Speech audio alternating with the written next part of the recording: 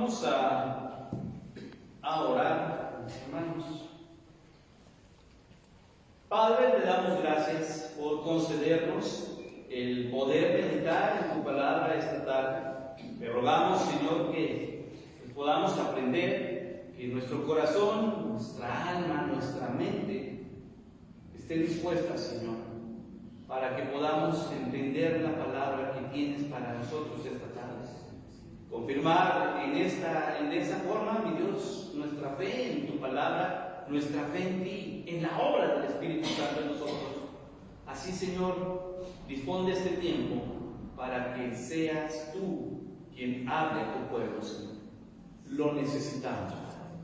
Te lo rogamos en el nombre de Cristo Jesús. Amén. Tomen sus lugares, mis hermanos, por favor.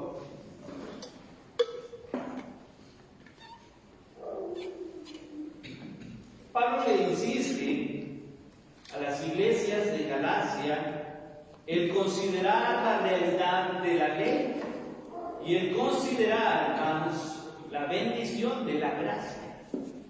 ¿Y por qué la relevancia que hay, hermanos, de la esperanza en Jesucristo más allá que una simple práctica religiosa? Porque ese era el concepto en el que el judaísmo vivía, hermanos, tratando de agradar a Dios a través de un sistema religioso. Pablo nunca ha desechado la ley. Pablo nunca ha dicho, ¿saben qué? Ahí agárrenla y córtenla en pedazos porque no sirve. Pablo nunca ha dicho eso. ¿Se acordará usted también en el recorrido a Romanos? Habla de la importancia que tiene la ley.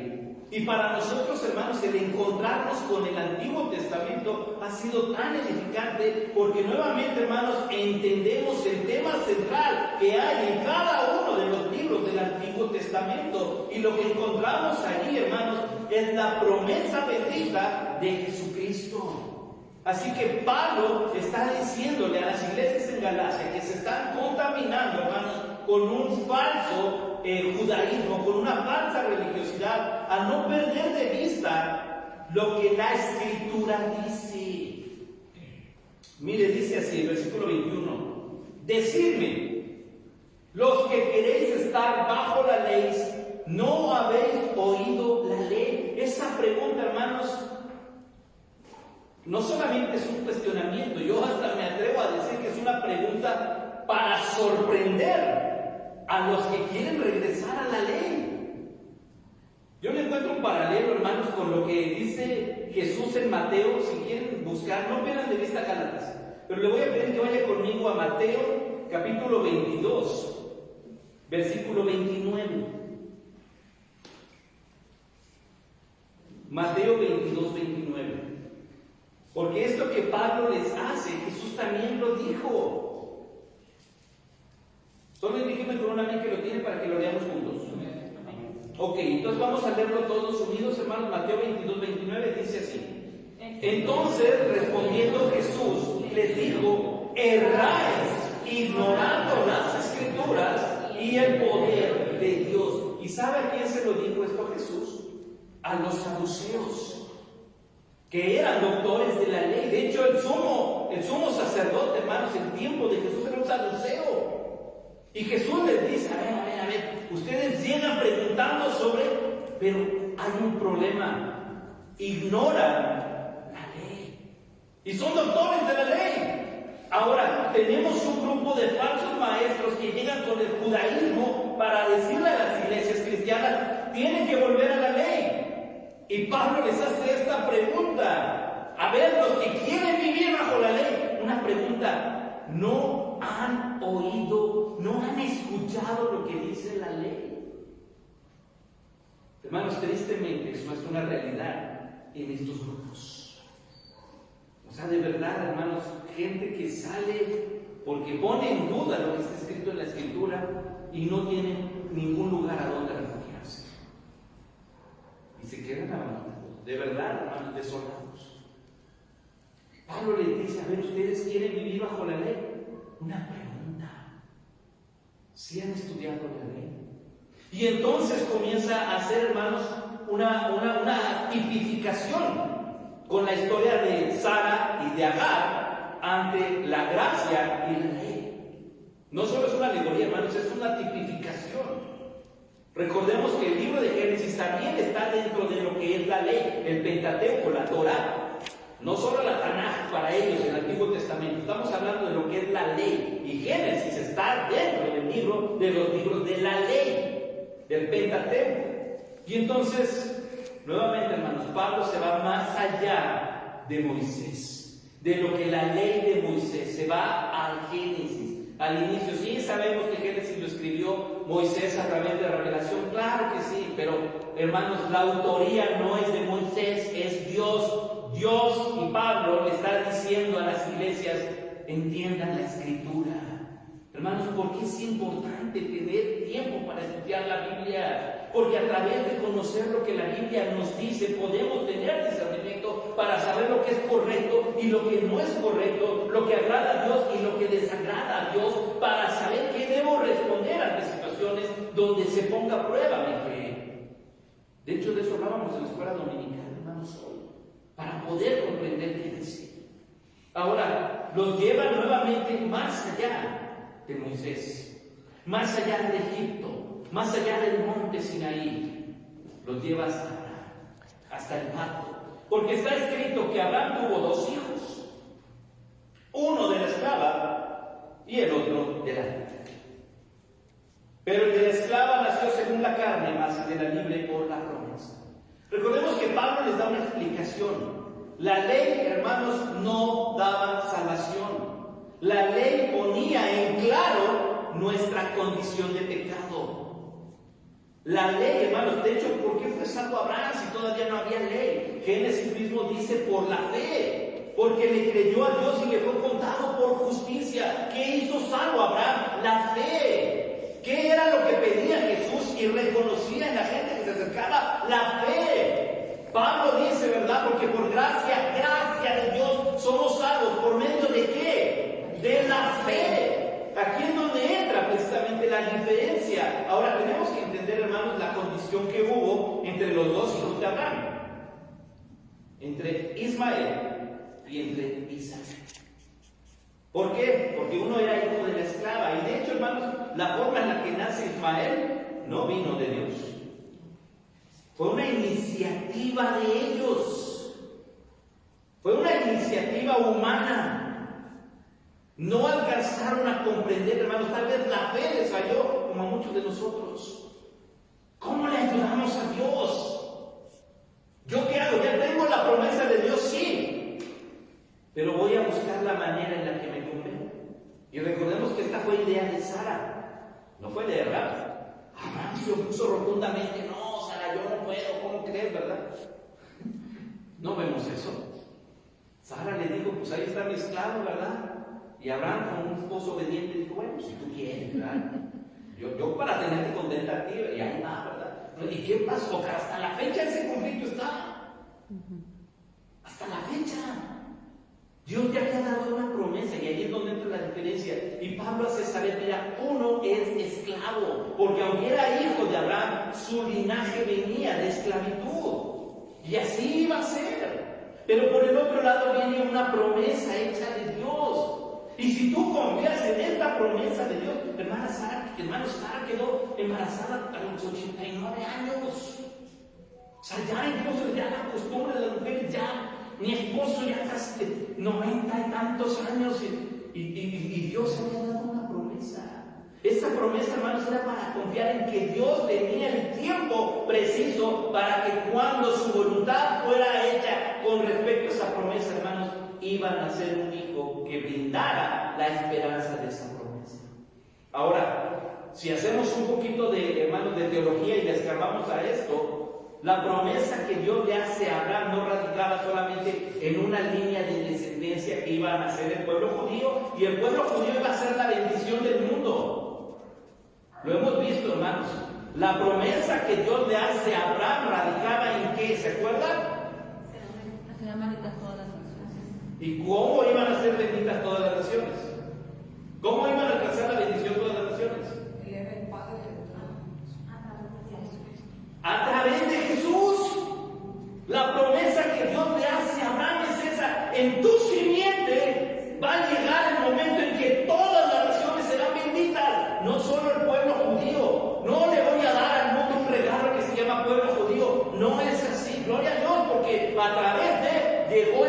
Salvador, pero la promesa apuntaba a Jesucristo.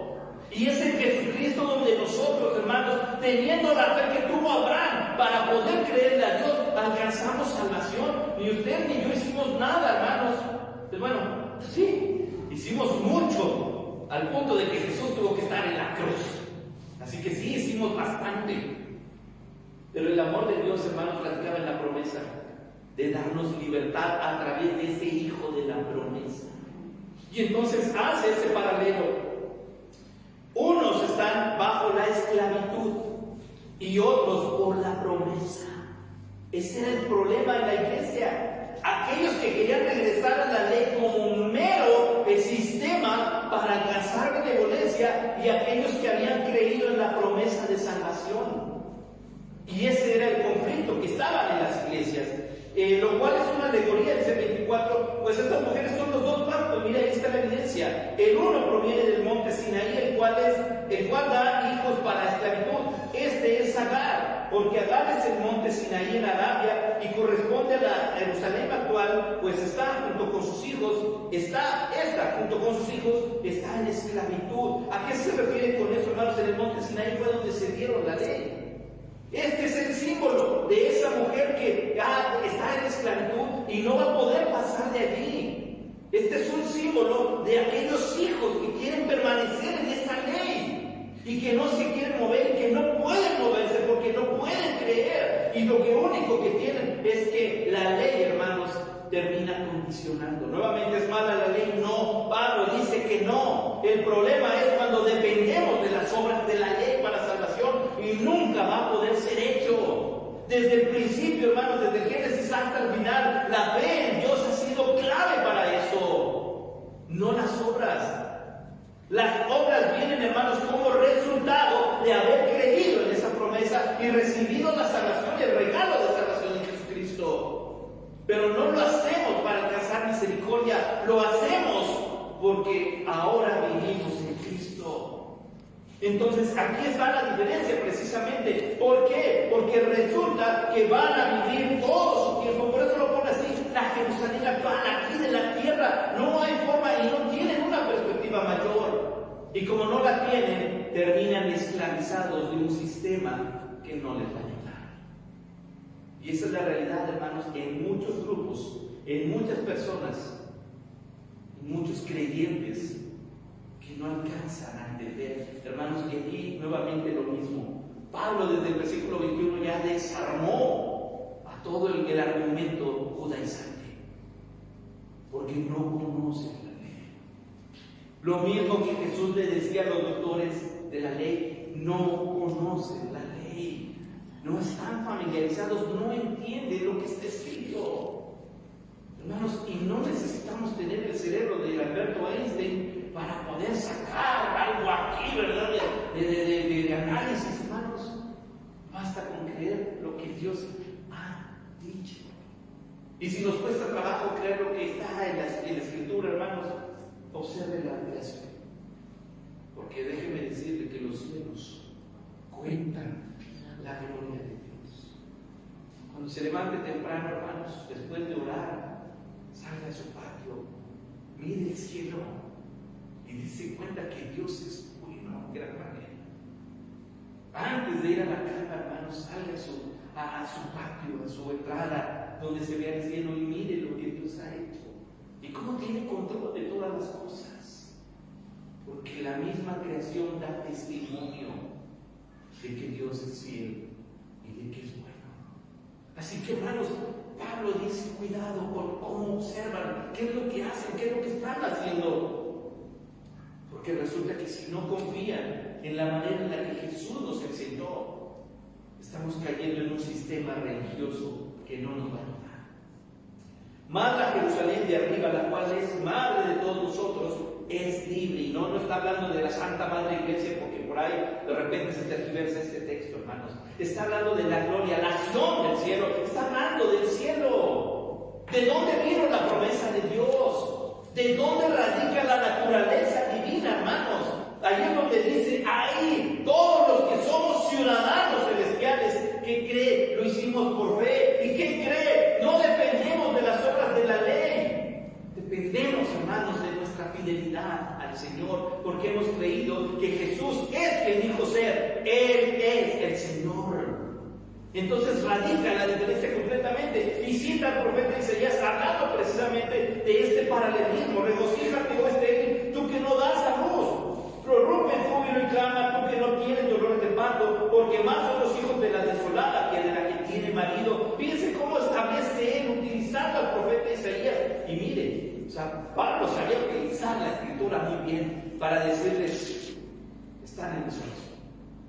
Ni siquiera tienen esperanza, porque todo se ha quedado en lo que es de la tierra para acá y no alcanzan a percibir lo que está allá arriba, ni de dónde tiene el origen esta promesa. Hermanos, para nosotros es tan grandioso, por lo menos para mí, yo sé que para ustedes también, si no, no celebraríamos el nacimiento de Jesucristo, la encarnación, que vino del cielo, hermanos, vino el Señor con la esperanza de la salvación. Viene de arriba, hermanos. Sí, la ley fue dada de arriba, pero entendemos ahora nuevamente, ¿para qué fue dada la ley? Para que el hombre se dé cuenta de su condición, de su pecado, hermanos, y procedamos a llegar a Jesucristo, porque no hay dos caminos, solo hay un camino para llegar al Señor, y ese camino se llama Jesucristo. Yo soy el camino, eso lo dijo Él. No dijo, soy una opción, aparte de la ley, yo soy una opción. Jesús dijo, yo soy el camino y nadie puede llegar al Padre si no es por mí. Ahora le dice a los mismos judíos, si no creen que yo soy, en sus pecados morirán. Y se lo dijo a los judíos. Entonces, ¿qué va a pasar si no creen en Jesús como el Señor, hermano? Tristemente se van a ir al infierno también. Por eso era preocupante para el Señor Jesús decirle, tienen que creer, ya llegué, ya estoy acá. ¿Y cómo cuesta trabajo aceptar? Ahora la iglesia cristiana ya me ha puesto sus ojos en Jesús, hermanos, y mire lo que dice aquí. Así que, hermanos, nosotros como Isaac somos hijos de la promesa. ¿Quiénes? Los que hemos creído, los que hemos practicado esa fe. Dice, pero como entonces el que había nacido según la carne perseguía al que había nacido según el Espíritu, así también. ¿Se acuerda que Ismael empezó a tener problemas con Isaac? Se burló y hizo todo hasta el punto en que hubo un conflicto familiar. Lo mismo que creen que están haciendo, dice Pablo ahora, estos que viven en esclavitud, ¿qué creen que están haciendo? Están persiguiendo a los de la promesa. Curiosamente, hermanos, estos grupos siempre van por las iglesias. No hacen adeptos. No van, hermanos, a hacer una campaña realmente para ganar adeptos. Se roban a los integrantes de las iglesias evangélicas. Es una trampa de Satanás muy grande, hermanos. Y Pablo nos está diciendo aquí, fíjense bien dos cosas. Número uno, no apartemos nuestra confianza en Jesús. Y número dos, estudiemos la palabra de Dios. Esta pregunta ridiculiza a estos judaizantes porque les deja claro que no conocen la ley. No solamente la ley, lo que dijo Moisés, vamos más atrás y le lo llevó hasta Génesis, hermano. Eso ha hecho Pablo en esta carta. ¿Quieren citar la ley? Bueno, ahí les doy y ahí les va. Y va más atrás de lo que es. Quitando, hermanos, de esta forma, muro tras muro, que los judaizantes habían levantado en el corazón de las iglesias. ¿Qué necesita el creyente, hermanos? Solo fe en Jesucristo. ¿Quién es el que puede aliviar nuestro corazón? Solo Jesucristo. ¿Quién puede perdonar los pecados? Solo Jesucristo. ¿Quién nos otorga salvación? Solo Jesucristo. ¿Quién da paz a nuestro corazón? Solo la presencia de Jesucristo. ¿Quién alivia nuestro temor? Solamente Jesucristo. Entonces esto es preocupante, con razón Pablo se enoja y les llama, ¿se acuerdan? Ininteligentes. ¿Por qué? Porque no creen. ¿Por qué les llama ininteligentes? Porque no entienden la Escritura. ¿Por qué les llama ininteligentes? Porque tal cual Jesús dijo, ni entran y ni siquiera dejan que otros entren. Entonces Pablo sí estaba molesto. Ya nada más le faltaba poner aquí, ¿por qué no leen la Biblia, iglesia en Galacia? No leen la Escritura, no la entienden. ¿O qué fallé? ¿Qué fue lo que hice que me dejan sorprendidos por la forma en la que están actuando? Hermanos, necesitamos aferrarnos a esto. Dice el 30, más, ¿qué dice la Escritura? Echa fuera al esclavo y a su hijo, porque no heredará hijo de la esclava con el hijo de la libre, hermanos. ¿Quién tiene esperanza? Solo los que han creído en el Señor, los hijos de la promesa, los verdaderos herederos de Abraham. ¿Quiénes? Los que practican la fe de Abraham. De aquí, hermanos, es donde sale el corito, lo hemos dicho cuando empezamos a ver, el corito de nuestro padre Abraham, que les enseñamos a los niños, o nos tocó cantar tal vez. Tiene muchos hijos. ¿Quiénes son los hijos de Abraham? Los que hemos creído. Mano derecha. ¿O no cantaban así? Mano izquierda. Qué bonito era. No sabía. Yo cantaba bien emocionado. Hasta brincábamos y moviendo la cabeza, ¿verdad? Y todo, hermano. No entendía por qué nuestro padre Abraham. Nunca se me ocurrió preguntar. Pero al leer Gálatas entendemos, hermanos. El padre Abraham tenía una fe que, aunque humano, hermanos, no se apartó de confiar en que Dios lo había prometido. ¿Cuántas promesas hay en la Escritura, hermanos, para que usted y yo creamos en lo que Dios ha hecho? Creamos en lo que Dios ha dicho y sostengamos nuestras manos fuertes, hermanos, de las manos del Señor Jesús, porque para no caer necesitamos la ayuda del Todopoderoso.